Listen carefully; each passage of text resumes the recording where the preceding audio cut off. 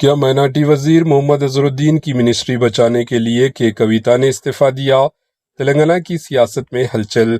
تلنگانہ کی سیاست میں ایک بار پھر ہلچل تیز ہو گئی ہے۔ یہ سوال زور پکڑتا جا رہا ہے کہ کیا محمد اظہرالدین کی منسٹری بچانے کے لیے کلواکنٹلا کویتا نے اپنے عہدے سے ریزائن دیا۔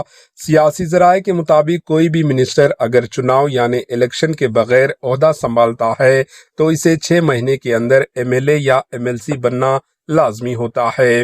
موجودہ حالات میں اگر مارچ 2026 تک محمد اظہرالدین MLC منتخب نہیں ہوئے تو ان کی منسٹری ختم ہونے کا خطرہ ہے۔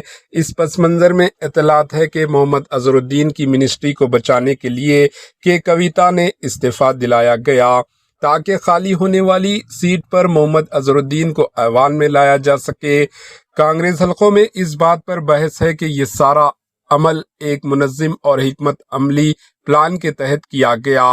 سیاسی ذرائع کا کہنا ہے کہ کانگریس کے ایک اہم لیڈر کے مشورے پر کے کویتا نے ریزائن کا معاملہ آگے بڑھایا گیا۔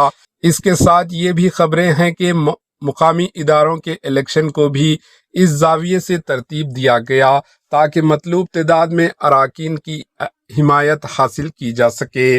ادھر GHMC الیکشن کو لے کر بھی کانگریس خاص سنجیدہ ہے۔ پارٹی کو کامیاب دلانے میں مسلم ووٹ بینک کو انتہائی اہم مانا جا رہا ہے اور اسی سیاسی حساب کتاب کے تحت محمد اظہرالدین کے لیے راستہ ہموار کیے جانے کی باتیں سامنے آ رہی ہے۔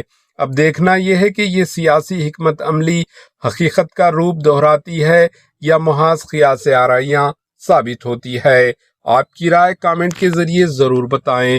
کیا محمد اظہرالدین کی منسٹری بچ پائے گی یا نہیں؟ Bureau report AHN news.